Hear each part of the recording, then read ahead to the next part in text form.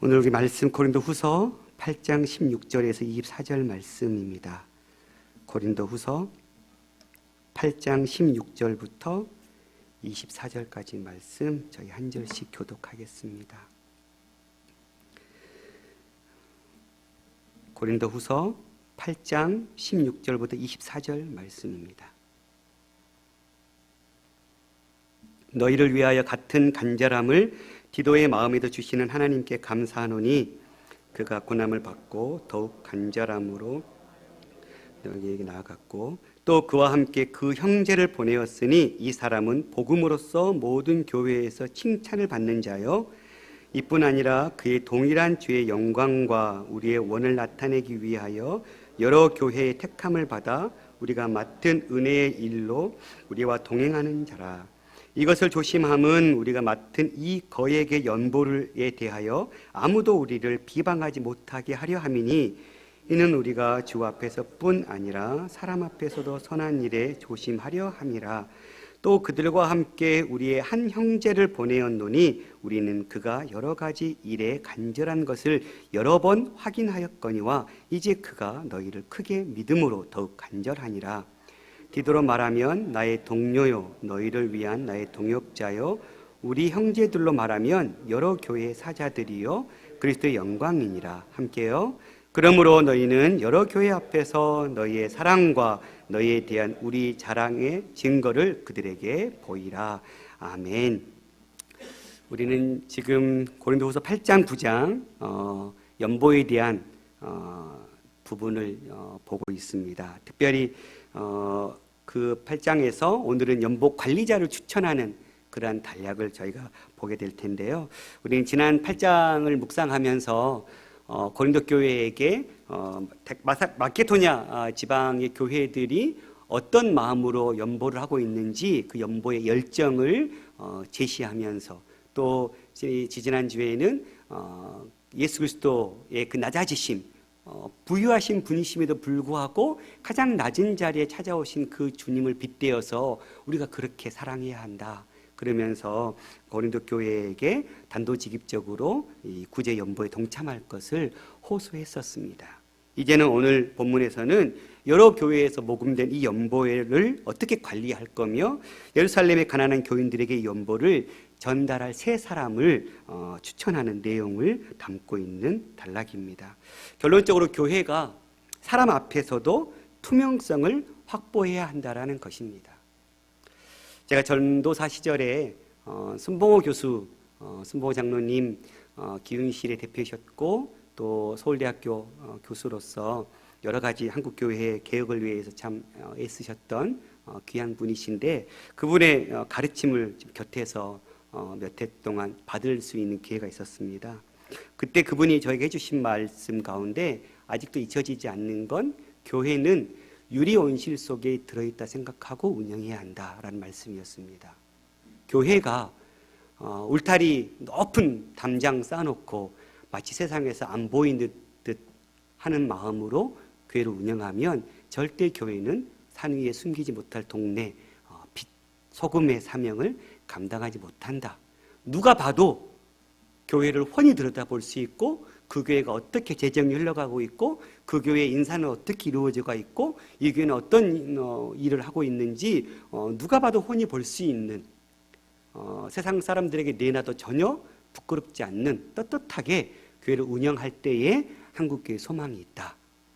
그렇게 교회들을 세워가야 한다. 이런 가르침을 주신 적이 있습니다.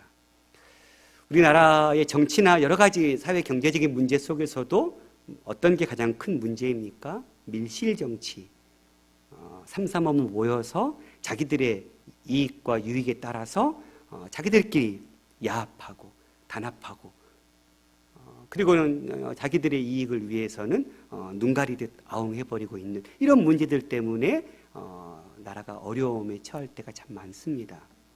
요즘은 그래도 이렇게 개인 SNS나 여러 인터넷 매체들이 발달돼서 이전처럼 어떤 메이저 방송을 장악한다고 해서 어떤 정보들의 흐름을 다 막을 수는 없는 시대라서 조금은 다양한 또 많은 정보의 홍수 속에서도 우리가 조금만 신경 쓰면 어떤 것이 올바른 정보인지를 분별할 수 있죠.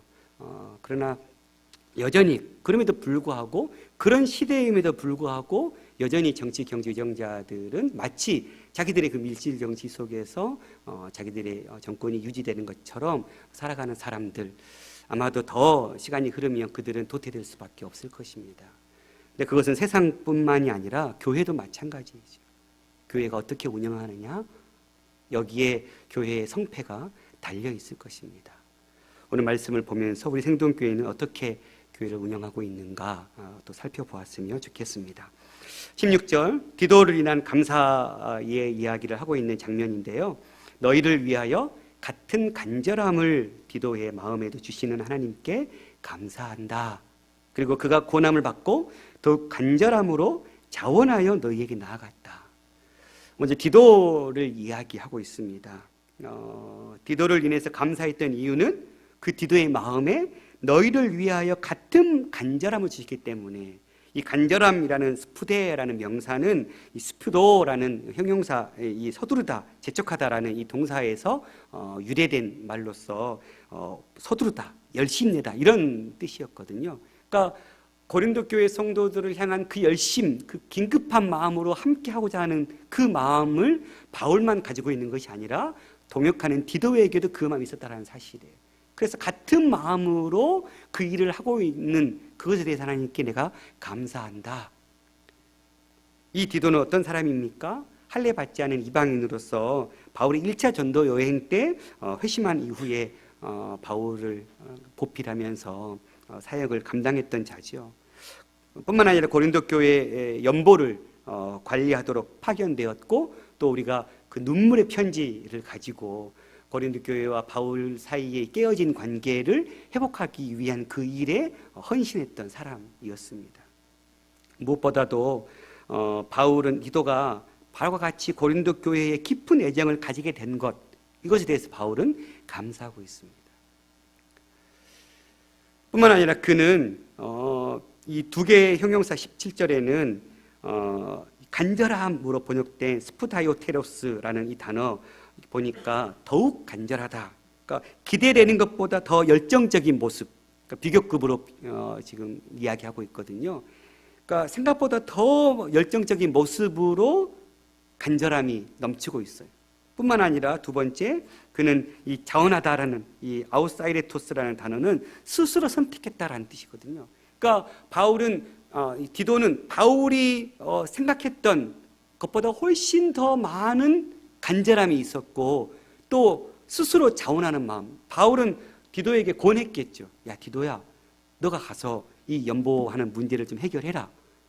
그렇게 권했겠죠. 그러나 그 권해서가 아니라 이미 디도의 마음에는 바울이 권하기도 전에 그렇게 자원하는 마음으로 이 일을 하고자 하는 그런 마음이 있었다. 이런 귀한 동역자가 있는 것은 참 행복한 것일 거예요. 교회는 이러한 헌신된 일꾼, 이제 23절에도 보면 그들에 대해서 평가하는 부분이 있는데요. 교회는 이런 헌신된 일꾼들이 없이는 이루어질 수 없죠. 누군가의 헌신, 누군가의 눈물, 누군가의 기도, 누군가의 그런 열정들, 그 자원함으로 우리가 생각해보다 더 어떤 간절함으로 헌신하고 수고했던 자들의 헌신과 땀이 뿌려질 때 교회는 세워지는 것이겠죠. 이 생동교회가 이렇게 하나님의 사명을 감당하는 여기까지 오는 데에는 정말 어떠한 사람의 노력만이 아니라 정말 수많은 성도들의 동역자의 마음으로 간절함을 가지고, 그리고 자원하는 마음으로 헌신하는 수많은 종들이 있었기 때문에 이 일이 가능했을 줄 믿습니다. 우리 교회 안에 이런 동역자가 얼마나 많이 있을까요? 요즘은 시대가 많이 참 바뀌어서 돈으로 일하기는 참 쉽지만 시간을 들이고 열정을 들여서 일하는 건 참 어려운 시절인 것 같아요. 점점 더 청년들은 더 이렇게 청년의 삶을 너무너무 승리의 삶으로 자기의 삶을 세우기 위해서는 정말 뼈 빠지게 막 노력해야 된다 보니 대학 시절에도 우리 때와 또 다르잖아요. 여유도 없고 취직, 대학 들어가자마자 1학년 때부터 취직 걱정해야 되고 요즘 뭐 동아리 모임도 일반적인 어떤 취미 동아리는 거의 활성화가 안 된대요. 스펙을 쌓는 동아리들. 그러다 보니 교회 안에서도 교회 현장에 교회 학교 사역의 현장에 있다 보니 청년들이 정말 좀 와서 좀 도와주면 좋겠는데 찾기가 쉽지 않아요. 근데 원망할 수가 없어요. 왜냐하면 그들의 삶이 너무 지금 퍽퍽하기 때문에. 그 청년뿐만입니까? 장년들 사이에서도 우리 교회를 이제 바자회를 얼마 남지 않고 있는데 이런 뭐 큰 일들이 있을 때마다 그래도 참 감사한 건 힘이 있어요. 아직까지는 이렇게 막 안 될 것 같은데 또 어딘가에서는 또 튀어나와서 정말 또 헌신하고 하는 종들 때문에 이렇게 주의 일을 감당하는 것 같아요. 아마 정 목사님이나 뭐 교육자 또 운영위원들이나 여러 뭐 당회의 장로님들은 그렇게 교회를 위해서 헌신하고 수고하는 그런 간절함으로 자원하는 사람을 보면 가장 기쁘실 거예요. 그건 저도 마찬가지죠. 제가 청소년부를 감당하면서 가장 제 마음에 기쁨이 있을 때는 무엇이겠어요? 교사들이 내가 시키지도 안 해도 막 열정적으로 무언가를 막 하자고 달려들 때 너무너무 감사하죠. 근데 뭔가 하자고 달려들어도 그거 안 돼요, 못해요 이러면 할 마음이 안 나죠. 요즘 좀 저희 중고등부 재밌거든요. 일할 맛이 나요. 그냥 서로가 더 막 어떻게 하면 더 이렇게 회복시켜볼까 막 여기에 혈안이 되어 있거든요. 그러니까 뭔가 이렇게 조금씩 달라지는 것들이 조금씩 보여요. 우리 교회 안에 이런 헌신된 자원하는 마음으로 그리고 그 간절함으로 헌신하는 그런 동역자들이 곳곳에서 세워졌으면 좋겠습니다. 그런데 그것이 다른 누군가가 되겠지가 아니라 바로 내가 그런 동역자가 되었으면 좋겠습니다. 저에 있어서 가장 큰 아마 감사의 말은 조 목사님께서 저를 평가하실 때 나 정말 귀한 동역자라고 이렇게 얘기하면 저의 사역은 뭐 더할 나위 없겠죠.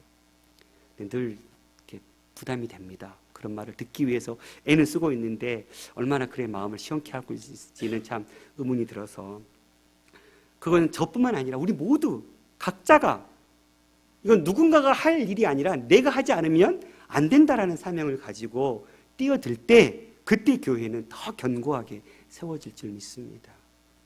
일하려고 하는데 일할 사람 없어서 교회가 일하지 못하는 그런 일은 없는 우리 생동교회가 되었으면 좋겠습니다. 디도는 그런 하나님의 영광을 위한 일에는 이 선한 열심과 자원하는 심령이 있지 않으면 이루어질 수가 없어요. 그래 우리 생동교회가 하나님의 영광을 드리우는 그 일에 정말 자원하는 그 마음과 선한 그 열심으로 정말 곳곳에서 사람들이 일어섰으면 좋겠습니다. 바울은 디도가 자원하여 섬기려는 것을 높이 평가하고 있어요. 그렇죠? 이거는 정말 귀한 것입니다. 그래서 디도를 이야기할 때 바울은 그렇게 디도가 자원하는 마음으로 열심을 간절함을 가지고 일하는 사람이다라고 고린도교회 성도들에게 소개해주고 있어요. 그리고 18절, 19절에 보면 그와 함께 동역할 한 사람을 또 이야기하고 있는데요. 총 디도와 함께 파견된 사람은 2명입니다.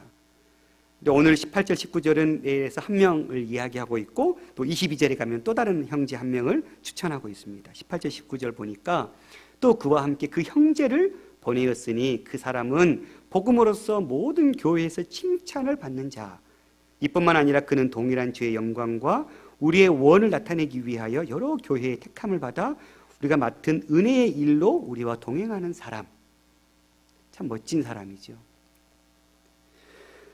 디도와 함께 파견된 이 두 사람을 이야기하는 건 아마도 유대법의 증언에 관련된 법에 고려하고 있는 것 같아요. 유대법에 의하면 무슨 일이 공증을 얻으려면 주장하는 자 외에 2명의 증인이 있어야 한다고 합니다. 다른 사람들이 디도를 모함할 때 그의 결백을 증명해 줄 만한 2 사람의 증인이 필요했던 것이죠. 또 더 나아가서는 반대로 혹 디도가 탐심이 있어서 횡령하려고 할 때 한 명의 동행자와 그 마음을 맞추기는 용이하지만 두 명의 동행자와 마음을 합하기는 쉽지 않았겠죠. 물론 바울은 디도를 못 믿어서 이러진 않았을 것입니다. 두 명의 조력자로 인해서 연보 모금 운동이 신속하고 정확하게 진행되도록 하려는 바울의 배려였죠. 어찌됐든 고린도전서 16장 3절에 보니까 같이 한번 읽어볼까요? 시작. 내가 이럴 때에 너희가 인정한 사람에게 편지를 주어 너희의 은혜를 예루살렘으로 가지고 가게 하리니, 이미 고린도전서를 보내면서 내가 이럴 때 너희가 인정한 사람에게 편지를 주어 너희의 은혜, 이건 지금 구제를 얘기하고 있거든요. 연보를 그 예루살렘으로 가지고 가게 하겠다. 그러니까 바울은 이미 고린도전서 편지를 쓰면서 너희가 뽑은 사람, 너희가 인정한 사람을 통해서 너희가 거둔 연보를 내가 예루살렘으로 보낼 거야, 이미 그렇게 편지를 썼거든요. 그 사람이 오늘 이 한 형제예요. 그래서 바울은 이 사람에 대해서 구체적으로 우리는 누구를 가리키는지는 알 수 없지만 이미 고린도 교회 성도들은 알고 있는 거예요. 그러니까 그냥 그 형제라고만 이야기해도 고린도 교회 형제 사람들은 그 편지를 받아보면 이 누구? 하고 알 수 있었던 상황인 것이죠. 그러면서 그는 19절에 우리와 동행하는 자라고 표현하고 있어요. 그러니까 그 형제는 복음으로서 모든 교회에서 칭찬받는 자였을 뿐만 아니라 우리와 함께 동행했던 자, 그러니까 여행의 동반자를 이야기하죠. 바울의 사역에 아주 함께했던 동역자. 바울이 이 사람을 이야기할 때 여러 학자들이 이 사람이 누구인지 그 이름을 알려고 되게 노력했는데 사도행전 20장 4절에 한번 같이 읽어볼까요? 시작. 아시아에게까지 함께 가는 자는 베레아 사람 브로도의 아들 스바더와 데살로니가 사람 아리스다고와 세군도와 더베 사람 가이오와 및 디모데와 아시아 사람 두기고와 드로비모라, 이런 표현이 있어서 이게 지금 3차 예루살렘 전도 여행 끝나고 이야기거든요. 그러니까 그가 갈 때 이 학자들은 베레아 사람 브로도의 아들 소바더 아닐까? 이 사람을 표현할 때 로마서 16장 21절에 보면 이 소시바더라는 사람이 등장하는데 학자들은 동일 인물일 거다. 그러면서 이 사람을 마지막 로마서의 그 문안 인사를 쓸 때 이 사람 이야기를 쓰고 있거든요. 그러니까 특별한 관계였을 거다. 그래서 이 사람 아닐까? 라고 주장하는 사람들도 있고요. 또 데살로니가 사람이 아리스다고 가 아닐까? 왜냐하면 이 아리스다고는 사도행전 27장 2절, 즉 이제 바울 일행이 로마행을 갈 때 로마로 압송될 때 이 동일하게 이 아리스다고가 같이 로마행을 가거든요. 골로새서 4장 10절에 가면 그를 향해서 나와 함께 갇힌 자라는 또 표현을 쓰고 있어요. 또 빌레몬서에서도 그는 나의 동역자다, 이런 표현을 쓰고 있는 거 보면 아마도 이 아리스다고가 아닐까, 뭐 이렇게 추측하지만 지금 바울에게 추천하면서 중요한 것은 그 사람이 누구냐가 아니라 이 사람은 여러 교회가 그 사람을 임명했다라는 것, 그리고 그 사람은 나와 동행한 동역자라는 사실을 바울은 이야기하면서 그런 사람을 내가 지금 추천했다, 그리고 너희가 지금 추천했고 뽑았다, 그 사람과 함께 디도와 이 사명을 감당하게 하자, 바울은 지금 이야기하고 있는 것이지요. 그러면서 바울은 예루살렘 성도의 구제를 위한 이 모금 운동이 주의 영광을 드러내는 것이다 라는 표현을 쓰고 있어요. 또한 교회의 선한 뜻이 나타나는 일이다, 이런 표현을 쓰고 있거든요. 이유는 이 이방인 개종인자들 그들이 모은 연보는 이 유대인 그리스도인들에게 전하는 이 일을 통해서 그리스도를 통하여 하나님께서 성취하신 화해의 모습을 나타내는 행위이거든요. 그러니까 이방이었던 그들이 예수 그리스도를 동일하게 믿음을 말미암아 그 이방이었던 그들이 유대인들에게, 유대인 그리스도인들에게 그 어려움을 도와주는 그 사역을 통해서 마치 그리스도의 그 화해 사역과 같은 그런 동일한 은혜들을 이야기하고 있는 것이죠. 그래서 이 모금 운동을 은혜의 일이라는 표현을 쓰고 있는 것입니다. 하나님께 십자가를 통해서 유대인과 이방인을 화해시킴으로써 가난한 자를 돕는 이 모금 운동이 일어나게 한 것이죠. 이런 점에서 이 모금 운동은 하나님의 은혜가 반영된 일이라고 할 수 있겠습니다. 그리고는 이제 20장 20절, 21절은 거룩한 일을 위한 이 조심성을 이야기하는데요. 이것을 조심함은 어떤 거예요? 이 연보를 전달하는 이 일을 조심함은 우리가 맡은 이 거액의 연보, 아마도 많은 액수의 연보를 거뒀던 것 같아요.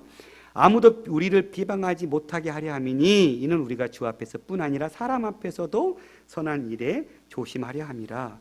바울은 왜 대표자들을 선출해서 그 지역의 구제금을 직접 관장하게 했을까요? 고린도 교회 사람들 중에는 아마도 이 일로 인해서 그를 오해하거나 고의로 모함하는 사람들이 있었음을 우리는 알 수 있습니다. 고린도후서 12장 16절부터 18절 같이 한번 읽을까요? 시작.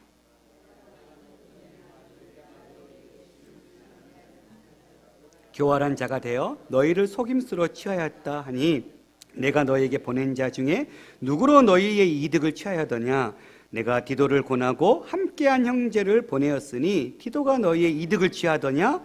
우리가 동일한 성령으로 행하지 아니하더냐? 동일한 보조로 하지 아니하더냐? 이미 지금 바울을 모함하는 자들은 야, 바울이 사도로서 정당한 어떤 사례비를 받지 않는 것처럼 보이지만 그 사람 그거 모금하는 그거 통해 가지고 자기 이석 챙기는 거 아니야? 이렇게 지금 험담하는 사람들이 있었던 것 같아요. 그러니까 바울은 어떤 이의 말이 내가 너희에게 짐을 지우지 아니하였을지라도 교활한 자가 되어서 너희를 속임수로 취하였다고. 그러니까 나는 사례비 안 받아, 나는 무일푼으로 일한 사람이야. 바울은 실제적으로 그렇게 일을 했거든요. 그런데 야, 바울은 그런 사람 아니야. 겉으로는 그렇게 무일푼으로 스스로 자기가 자비량으로 선교하는 것 같지. 야, 바울 봐라, 그 돈 걷었잖아. 구제한다고 해놓고는 그 구제금 자기가 이렇게 사역할 때 쓸 거야. 이렇게 모함하는 사람들이 있었던 것 같아요. 그러니까 내가 너희에게 보낸 자 중 누구로 너희에게 이득을 취하더냐? 바울은 지금 이미 그런 사람들을 염두하고 있어요. 그러니 바울은 이 스스로가 아니라 대표자들을 통해서 연보가 전달되어서 이런 오해를 사는 일을 미연에 방지하고자 했던 것이죠. 바울의 이런 오해, 비방, 모함 때문에 구제금 사역이 타격을 받지 않도록 하기 위해서 구제금을 자기가 직접 관장하지 않고 각 지역이 뽑은 그 지역의 대표자들로 인해서 관장하게 했던 것입니다. 바울은 하나님 앞에서 뿐만 아니라 사람의 눈 앞에서도 공정하고 투명하게 돈에 관련된 이 문제를 처리하려고 했던 것입니다. 바울은 너희들이 나를 못 믿느냐, 내가 어떻게 사역했는데 하면서 그냥 그렇게 밀고 나갈 수도 있었겠죠. 사도의 권위로. 그러나 바울은 그렇게 하지 않았어요. 하나님 앞에서 나 떳떳하다. 하지만 눈에 보이는 사람들이 혹시라도 그것을 통해서 오해한다면 안 되니까 바울은 철저하게 자신의 그 권리들을 주장할 수 있고 밀고 나갈 수 있음에도 불구하고 내려놨어요. 사역자가 구설수에 오르거나 좋지 못한 평판을 받게 되면 복음을 위한 일에 조금 더 유익을 주지 못할 때가 있죠. 그래서 특히 사역자는 참 삶이 중요한 것 같아요. 말 한마디, 행동 하나하나가 혹이라도 다른 이들로부터 상처받고 오해받을 만한 행동들 하게 된다면 그 복음의 영향력, 그 능력은 쉽게 펼쳐지지 않았겠죠. 바울은 그런 것들도 염려했을 것입니다. 스스로는 하나님 앞에서 떳떳했지만 혹이라도 사람들의 눈앞에서도 이런 것들을 오해를 사지 않기 위해서 철저하게 내려놓고 있는 이 모습들. 많은 이 재정 문제가 투명성과 관련되어 있는 것 같아요. 목회자나 또는 혹시 소수가 재정을 자기 마음대로 좌지우지한다면 그 교회는 잡음이나 오해, 비난들이 사라지지 않을 것입니다. 그런 면에 있어서 참 저희 교회는 참 목사님의 사역이 참 귀한 부분들이 있습니다. 이전에 목사님 그런 예와 드신 적이 있었어요. 안식년 때 하와이 DTS 계시는 동안에 9월부터 가 계셨잖아요. 연말이 되면 내년 예산을 짜야 되는데 다른 목회자들은 한국 교회들하고 막 통화하고 있는데 목사님은 전혀 뭐 그런 통화도 않고 룰랄라 하고 있으니까 동료 목사들이 목사님은 예산 이거 안 하냐고 했더니 목사님 내가 왜 그걸 짜냐고. 그랬더니 동료 목사님들이 의아하게 생각했다고. 나는 내가 예산 안 짠다고 이렇게. 실제적으로 목사님은 지금 수년, 제가 바와인 12년 동안 그렇게 하고 계시죠. 왜 그렇게 하세요? 그러니까 철저하게 분리하시는 거죠. 목회자, 내가 잘할 수 있는 일을 나는 하는, 말씀을 연구하고 기도하고 신방하고 이렇게 목회자에게 주어진 일을 나는 열심히 하면 되지, 그 외에는 탤런트 있는 사람들이 하면 된다라는 그런 마음으로 지금까지 목회하시는 것은 참 귀한 거고, 그렇게 목회하고 있는 교회에 우리가 섬긴다는 것도 참 복인 것 같아요. 그러니까 바울은 미연에 방지하고 있는 거예요. 그러면서 22절에는 한 형제를 더 보내려고 하는데 세 번째 사람을 추천하고 있습니다. 그 사람도 바울이 내가 디도를 22절 한 형제를 여러 번 확인했다는 표현을 쓰고 있어요. 그러니까 바울은 그냥 허투루 사람을 지금 추천하고 있지 않아요. 세 번째 사람을 추천할 때 바울은 우리는 그가 여러 가지 일에 간절한 것을 여러 번 확인했어요. 그가 진짜로 할 마음이 있는지, 할 준비는 되어 있는지 여러 확인의 절차를 거치고 이 일을 맡겼다라는 거예요. 허투루 사람 세우지 않았어요. 이 확인하다라는 이 도키마조라는 단어는 시험을 거쳐 인정하다라는 뜻이거든요. 그러니까 여러 가지 테스트를 통해서 이 사람이 적합한 이 사람인지를 바울은 지금 시험했던 것이죠. 확인했던 것이죠. 그리고는 확인했더니 이제 그가 너희를 크게 믿음으로 더욱 간절하다, 믿을 만한 사람이다라고 바울은 이야기하고 있는 것입니다. 그리고는 이제 바울은 23절에 이렇게 세 사람, 추천했던 이 세 사람을 통틀어서 디도로 말하면 나의 동료다, 그리고 너희를 위한 나의 동역자다. 바울은 디도서에서 디도를 나의 참 아들이다 라고 표현한 적이 있어요. 그러니까 바울에게 있어서 디도는 아들과 같은 사람이고 그의 동료고 동역자라고 아주 자신에게 이야기할 수 있는 사람이었다는 사실입니다. 우리가 서로가 우리 형제 자매들의 이렇게 좋은 동역자, 좋은 그런 동료가 되어 지었으면 좋겠어요. 요즘 점점 더 개인화가 되어지고 이렇게 삶이 참 이렇게 공동체적인 삶보다는 개인적인 삶들을 중요시 여기고 하다 보니 교회 안에서도 그런 모습들이 참 많이 보여요. 근데 그럴 때마다 더 오히려 그러다 보니 더 이런 캠프나 이런 소그룹 모임하면서 이렇게 자기 삶을 나누고 이야기하는 게 되게 어색하면서도 거기에 그 참맛을 아는 캠프들은 이게 시간 가는지 모르고 하는 거지. 왜 그래요? 누군가 이야기하고 같은 동료 의식을 느끼고 같은 동역자 의식을 느낀다는 것은 이건 굉장한 축복이거든요. 우리 모두가 그렇게 서로가 서로에게 이런 동역자와 같은 이런 좋은 동료의 삶을 살아주었으면 좋겠어요. 또한 우리 형제들로 말하면 여러 교회의 사자들이다. 이 사자라고 표현하고 이 아포스톨로스라는 것은 사도라는 의미인데요. 그러니까 이것은 실제로 우리 12사도 같은 그런 사도라는 의미보다는 어떤 특사의 의미로서 이 단어를 사용한 것 같아요. 그렇게 높여주는 것. 여러 교회의 대표로서의 특사의 자격을 지닌 사람. 그리고 그는 그리스도의 영광이다. 그들은 이 연보를 위한 일에 아주 자신들의 존재와 사역을 통해서 그리스도를 빛내고 그리스도의 이름을 드러내는 그런 영광과 같은 존재의 사람들이다. 아주 극찬을 하고 있어요. 이렇게 이 세 사람의 인생을 보면서 누군가가 나를 평가할 때 정말 어떻게 평가하고 있을까? 가장 가까이에서 내 아내가, 내 딸들이 남편을 부모를 평가할 때 어떤 평가할까? 이건 참 두렵고 떨리는 일이에요. 또한 성도들이 나를 볼 때 어떻게 평가해 주실까? 저는 그 평가에 책임을 질 수 있는 행동을 해야 되겠죠. 정말 좋은 평가를 듣기 위해서 가식적으로 어떤 모습을 취하는 것이 아니라 진실되게 일을 하면 그런 평가는 자연적으로 따라오겠죠.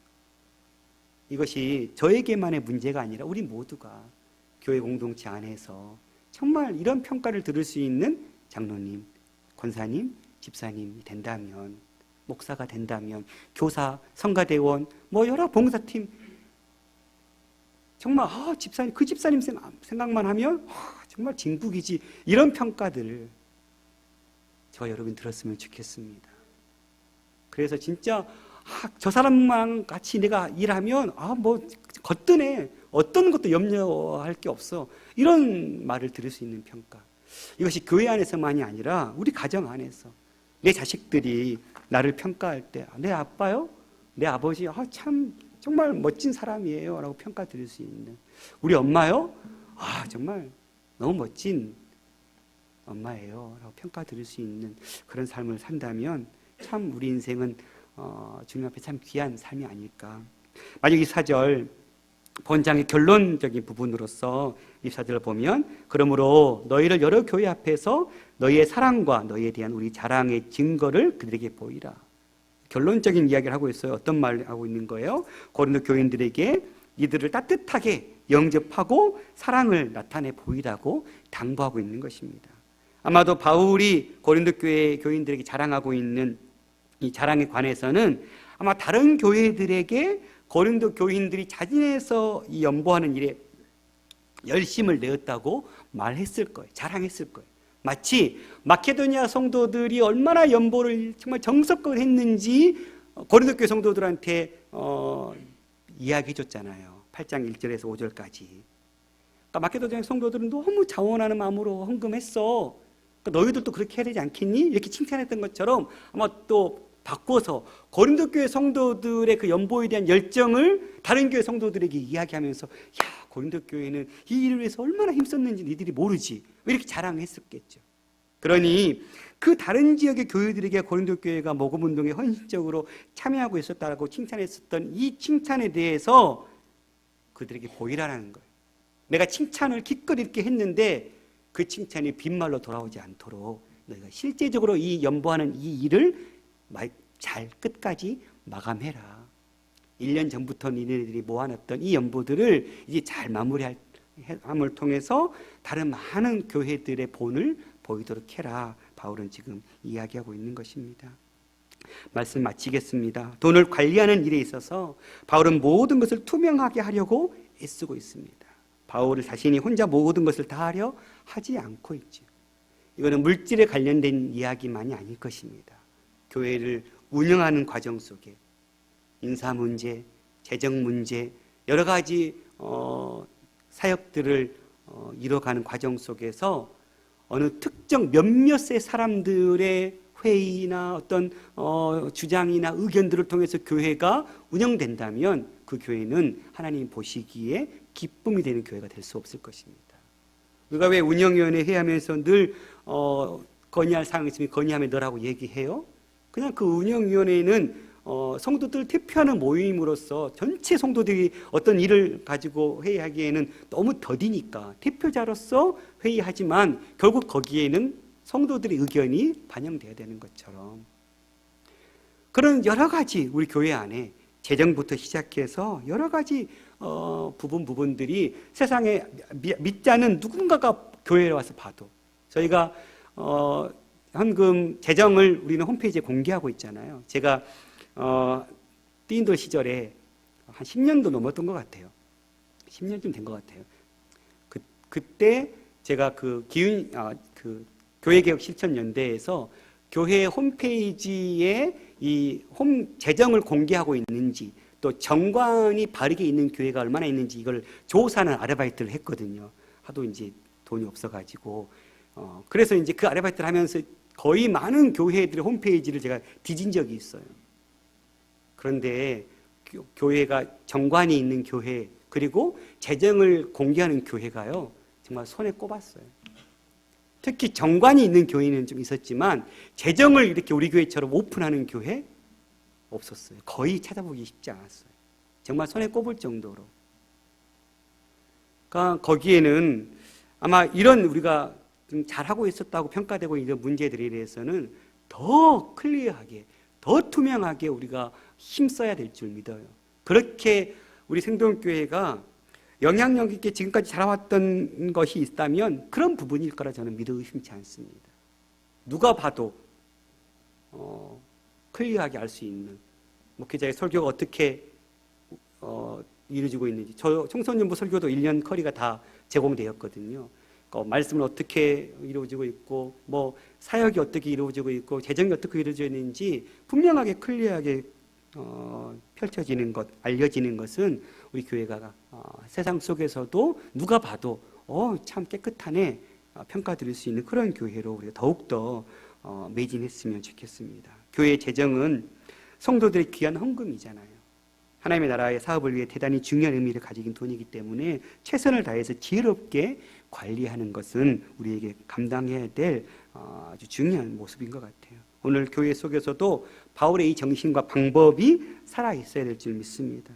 교회 돈을 마치 임자 없는 돈처럼 찾아 먹으려는 그런 어리석은 자들, 그들로 인해서 한국교회가 땅에 떨어져 있다면 다시 그들이 정말 이 재정, 이 돈의 만모니즘의 노예가 돼버린 이런 교회들이 정말 하나님 앞에 물질을 하나님을 받들고 물질은 발 아래 둘 수 있는 그런 깨끗한 교회들로 세워질 수 있도록, 또 우리 교회 안에 혹시라도 그런 좀 더 개선해야 될 그런 부분들이 있다면 철저하게 개선할 수 있는, 그래서 연보를 선한 일에 써도 어떻게 다루느냐에 따라서 비방을 받을 수 있습니다.